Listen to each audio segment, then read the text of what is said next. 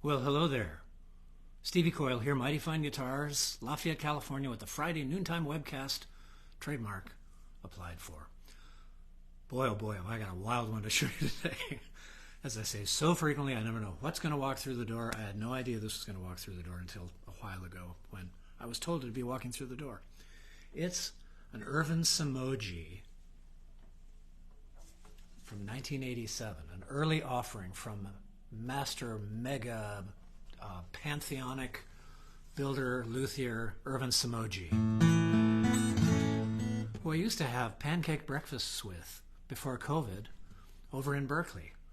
Mike DeSilva used to host these wonderful pancake breakfasts, and there was Irvin. What a great guy. And talk about anything. Extremely knowledgeable man, as well as an astonishing builder.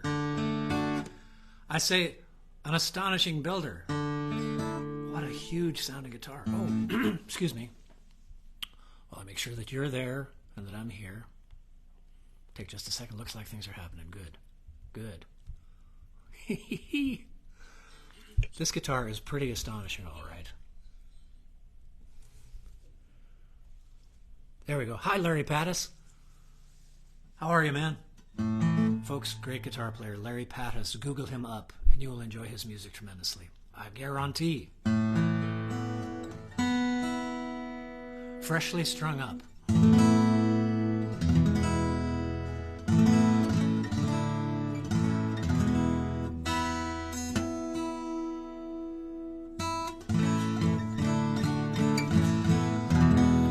Huge. Irvin is sort of the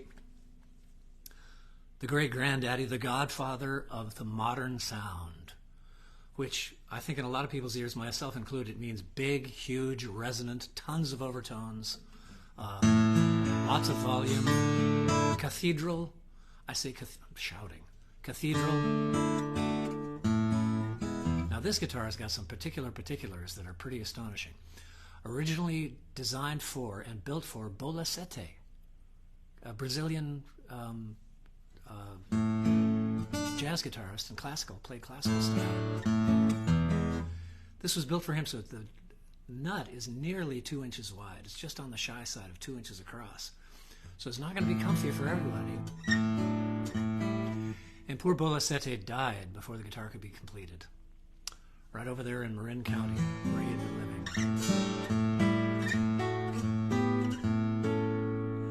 Recently refurbished by Alan Perlman, none other than Alan Perlman himself, my favorite luthier. Who we got here? Hi, Gary Nugent. Taya says, do your thing, Stevie. If I knew what my thing was, I'd do it.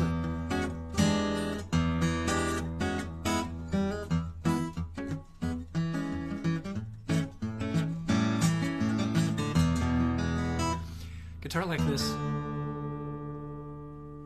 wants some kind of alternate tuning.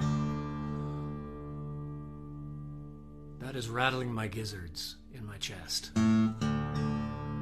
Just getting those two D's going there. I could be happy playing that for an hour or so, but I won't.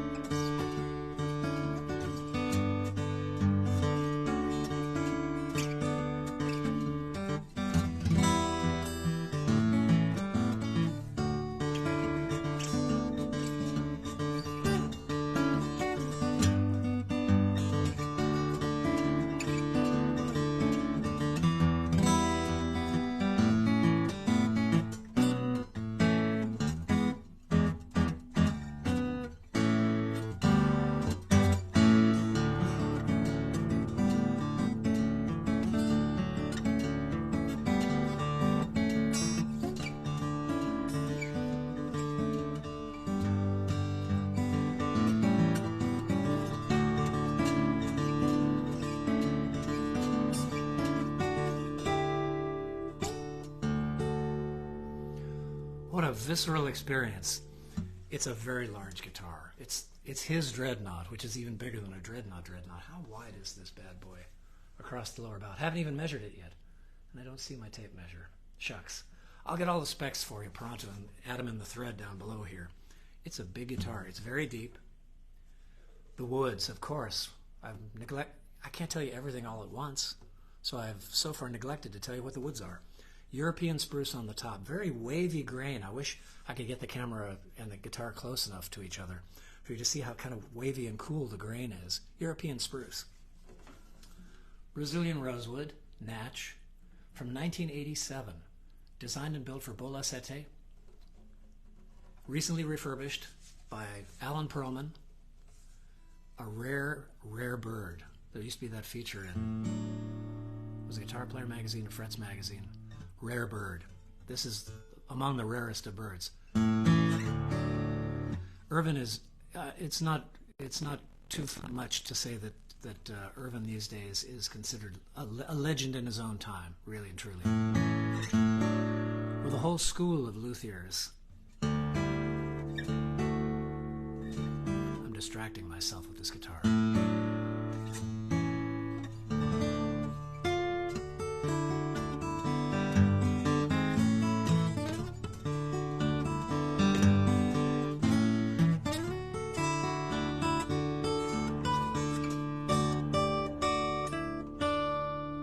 Wow.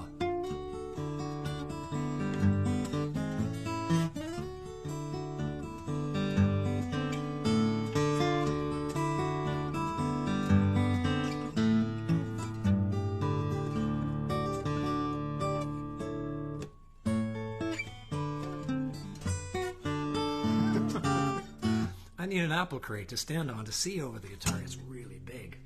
Sort of playing it like this. I'll tilt it back a little bit. You kind of know what it looks like. But I kind of need to see the fingerboard.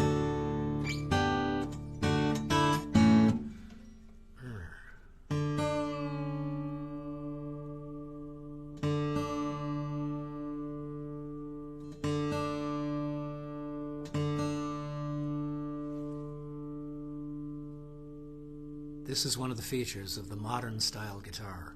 Irvin Somogyi, Godfather. Sustain. It's still going. Some of it has to do with the air space inside. Some of it has to do with the body conformation. Some of it has to do with the woods. Whatever it is. Even though this is an early offering for him, it bears his mark, his sonic signature, for sure.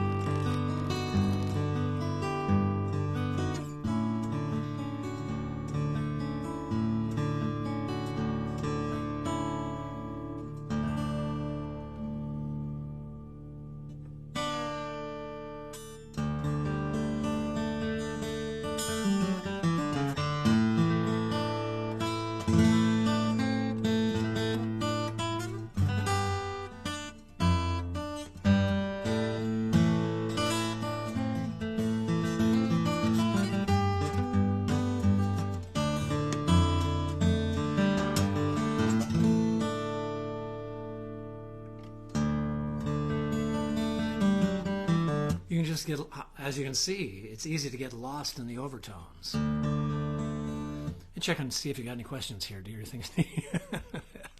Very good. Hi, Chris Herod. Hi, kids. Very good. Man, oh man. Folks, if you feel like it, if you know people that you think might be interested in a guitar like this or like any of the ones in the shop here, I got lots of guitars in at the moment, and they're all moderately fabulous because I get to be picky. Boy, I see that blue Martin case from the 70s walking in, and I think, oh no, don't tell me I have to be that guy that says needs a neck reset, needs to have the bridge redone, needs. So even though I have to break some hearts occasionally, it means that what's in the shop right now is sort of curated.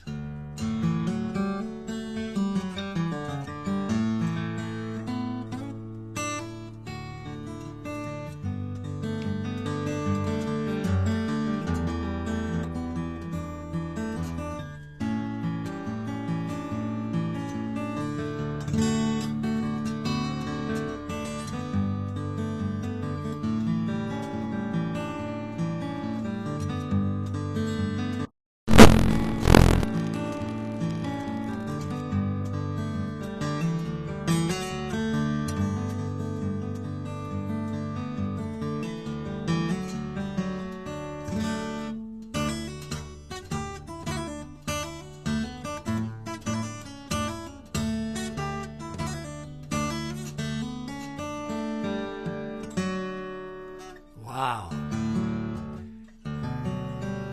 Did I just say wow again? I think that was me. It does sound like a piano, David Tyler. You bet. Wide nut, extremely wide nut, Michael Cuneo. Very wide, almost 2 inches.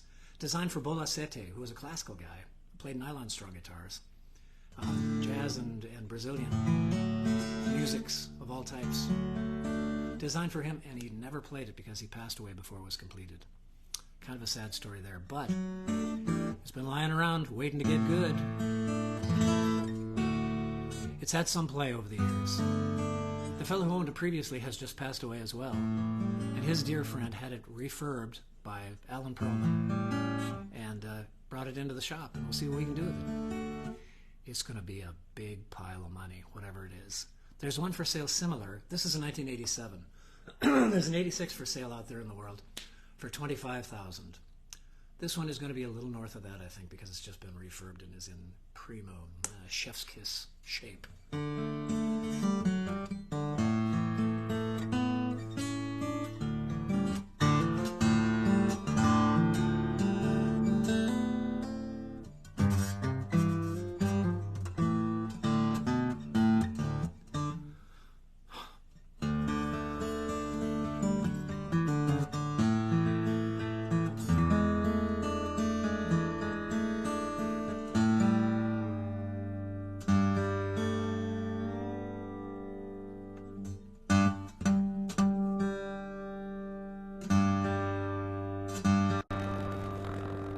These open tunings where I'm shouting.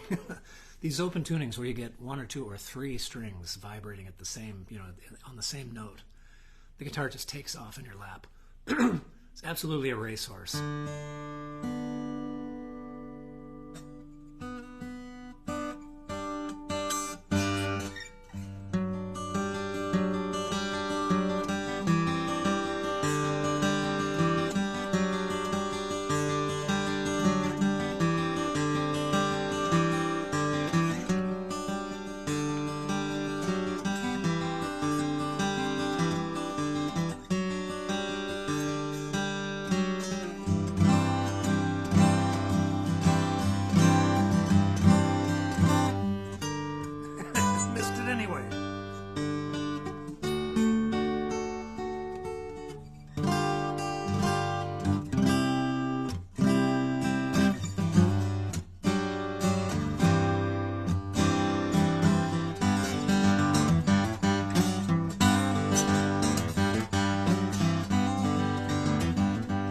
I suppose you could play it quietly if you wanted to, but...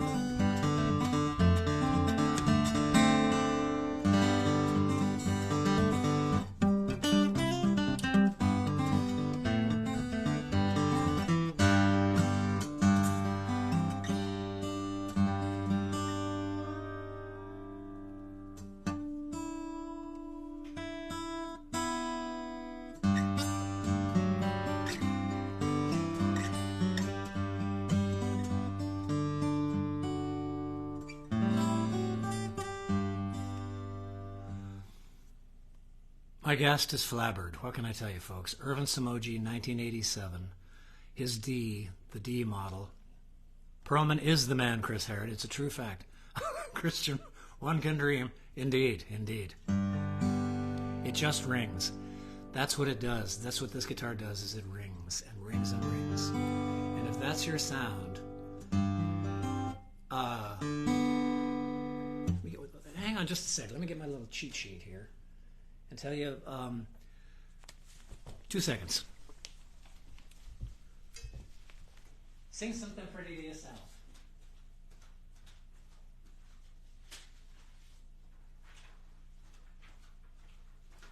Here we go. Dry your tears, I'm back. 2 top cracks were repaired. The bridge was moved back, which it made the guitar intonate really beautifully. It's fantastic. There's been no neck reset, not one required for another 20 or 30 years, I don't think. European spruce top, Brazilian back and sides. Bolacetti ordered it but died on, this is cruel, on Valentine's Day of 1987. Excuse me, the guitar previously had a frap in it. Remember those? Had the frap with the big box and everything. That is gone. Scale length is really long, 25 3/4. The nut width is, like I say, just shy of 2 inches. Takes a little getting used to, as you can tell.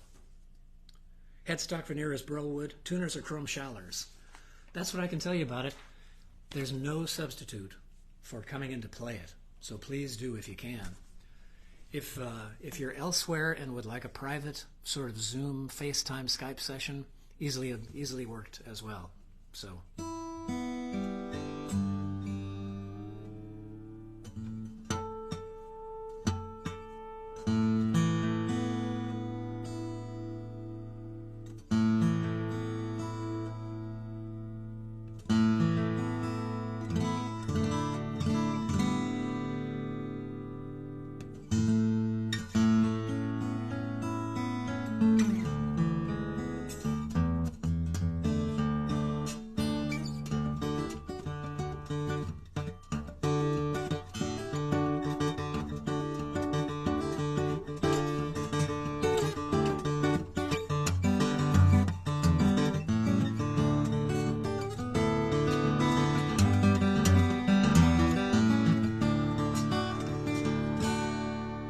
I'm not blowing out the mic.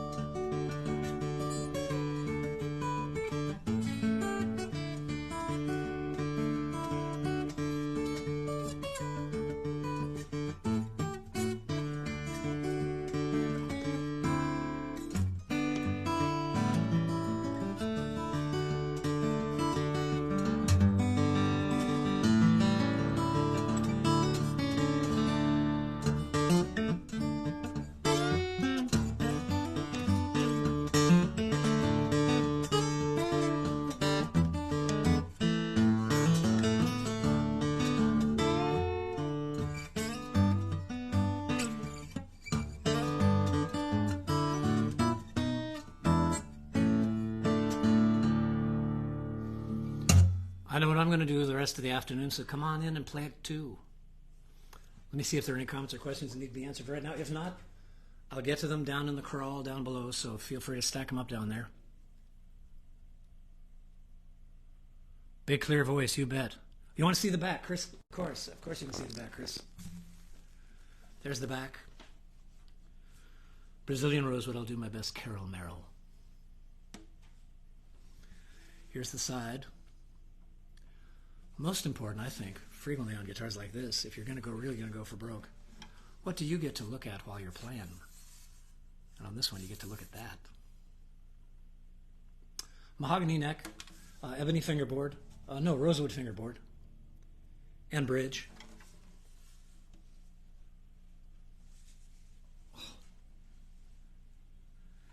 And this is kind of one of those guitars that has its own vibe.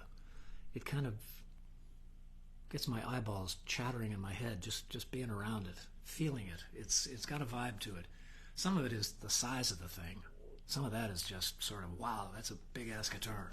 It's a BAG for sure. Sits up high on your lap, very deep, not going to be for everybody, but if you can accommodate a guitar this size physically,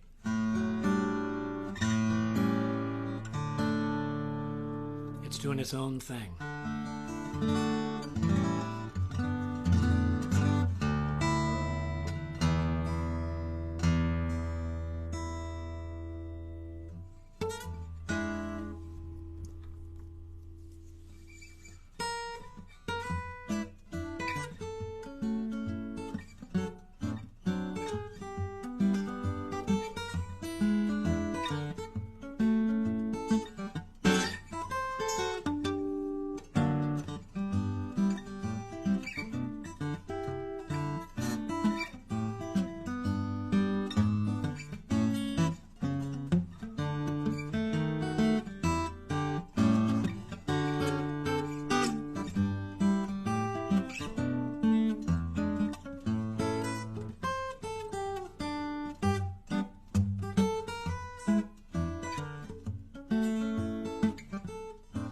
know this one. Would you like to play the guitar? Bring your money home in a jar from a coffee house or a bar. Or would you rather get a job? Oh, a job is the thing that makes you get out of bed and work every day until you're dead. Your back is aching and your feet are, brain is numb, and you just can't wait until the weekend comes. But if you don't want to beg or steal or rob, you're gonna have to get a job. Or would you like to, etc.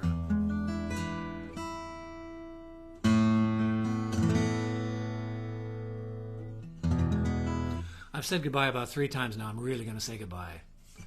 Thank you very much for tuning in, folks. I try doing one of these every Friday or so at noon.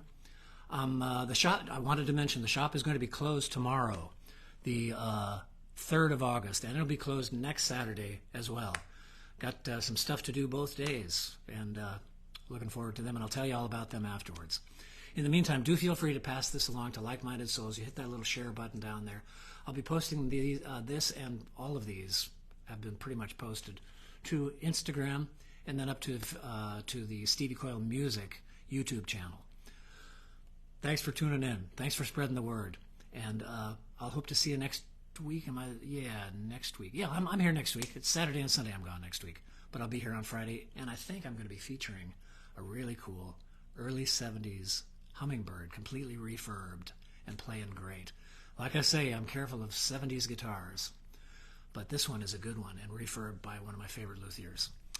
See you then, folks. Thanks for tuning in. Your old pal Stevie Coyle signing off from Mighty Fine Guitars in Lafayette, California. Ta-ta.